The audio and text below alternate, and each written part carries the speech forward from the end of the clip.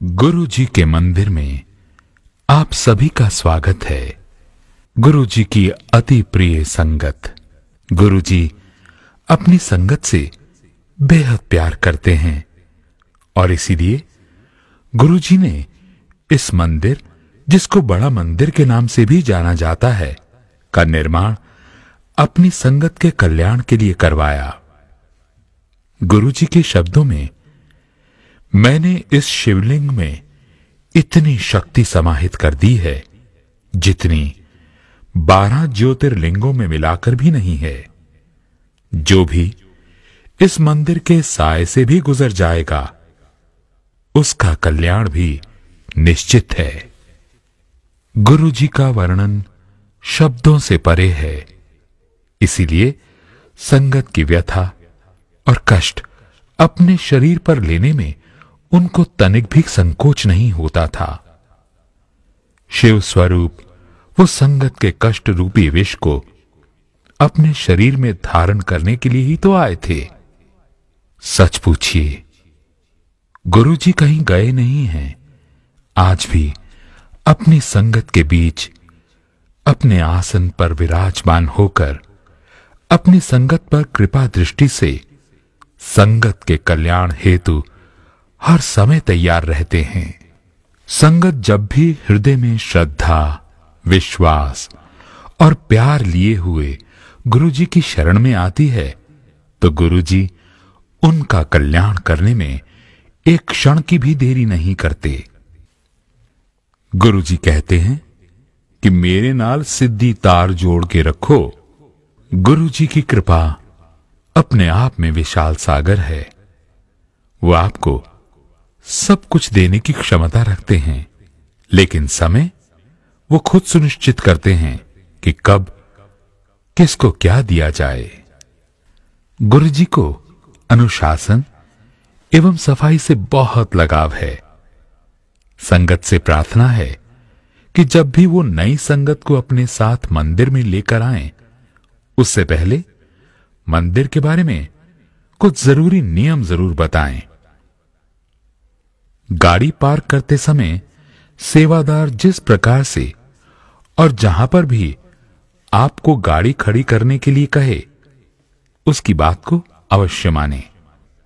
उद्देश्य बस वही कि आने जाने में संगत को कोई भी असुविधा ना हो। और हां, गाड़ी में अपना कोई भी कीमती सामान ना छोड़ें। गाड़ी खड़ी करने के उपरांत शू स्टैंड पर ही अपने जूते उतारें। हाथ धोने के पश्चात सबसे पहले अपना मोबाइल फोन स्विच ऑफ करें और साथ ही ऑफ करें अपने अहम को, अपनी ईगो को, क्योंकि गुरुजी कहते थे, जद जुत्ती बाहर लांदे हो तां अपनी मैं नूं भी उहदे नाल ही बाहर रख के आओ। उसदा इत्थे कोई काम नहीं। मुख्य प्रवेश द्वार से अंदर आने पर गणेश जी बड़ी उत्सुकता एवं प्रेम के साथ गुरु जी की संगत का स्वागत करते हैं। गुरु जी की समाधि स्थल पर प्रवेश करने से पहले कोई भी बैग इत्यादि अगर आपके पास है तो उसे समाधि स्थल पर अंदर मत लेकर जाएं। समाधि स्थल पर ना अखंड ज्योति को और ना ही समाधि को छुएं। समाधि स्थल पर सेवादार की बात का पूर्ण रूप से अनुसरण करें। समाधि स्थल पर गुरु जी को प्रणाम करके आपके हृदय में स्वयं ही एक आभास हो जाता है कि आप यहां पर गुरु जी की आज्ञा एवं आदेशानुसार ही आए हैं और आपके जाने बिना ही आपकी परमात्मा की खोज पूरी हो गई है। आपने पूर्ण गुरु को प्राप्त कर लिया है और एक अनोखा बंधन आप और आपके आराध्य के बीच स्थापित हो गया है। समाधि स्थल से आप सीधा मंदिर के मुख्य हॉल की तरफ प्रस्थान करें। गुरु जी को प्रणाम करने के बाद आपको जिस जगह सेवादार बैठने के लिए कहे, कृपया वहीं पर प्रेम पूर्वक बैठ जाएं। मंदिर के मुख्य हॉल में एवं प्रांगण में आपको 2 अमृत प्रसाद मिलते हैं, पहला चाय प्रसाद और दूसरा लगातार बहती गुरबाणी की अमृत धारा। ये चाय प्रसाद आपके लिए ब्लेसिंग्स हैं। इसे जब तक सेवादार आपसे ना कहे किसी दूसरी संगत को पास ऑन ना करें। आप सभी से निवेदन है, चाय प्रसाद की आखिरी बूंद तक आप प्रेम पूर्वक ग्रहण करें।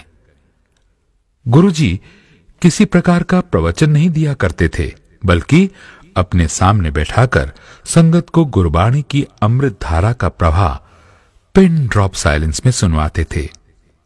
संगत को सारे प्रश्नों के उत्तर गुरबाणी से मिल जाते हैं।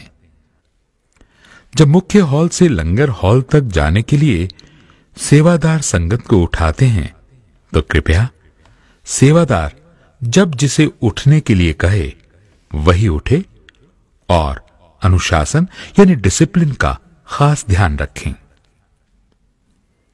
लंगर हॉल में जाते समय इस बात का ध्यान रहे कि चटाई पर पैर ना रखें, क्योंकि इसी चटाई पर लंगर प्रसाद ग्रहण किया जाता है। संगत के 4 लोगों को बिना किसी भेदभाव के गुरुजी एक साथ एक थाली में लंगर प्रसाद ग्रहण करवाते हैं। आप किसके साथ लंगर करेंगे ये गुरुजी निर्धारित करते हैं। इसलिए लंगर में बैठते समय अपने फैमिली मेंबर्स को ढूंढने में समय व्यर्थ ना करें। जहां भी सेवादार आपको लंगर के लिए बैठाए, वहीं पर बैठकर आप अपनी लंगर प्रसाद की ब्लेसिंग्स को ग्रहण करें। लंगर प्रसाद ग्रहण करते समय इस बात का ध्यान रखें कि अपनी थाली में कुछ भी ना छोड़ें। जल प्रसाद ग्रहण करने के पश्चात सामने एग्जिट गेट से आप शू स्टैंड की तरफ प्रस्थान कर जाएं।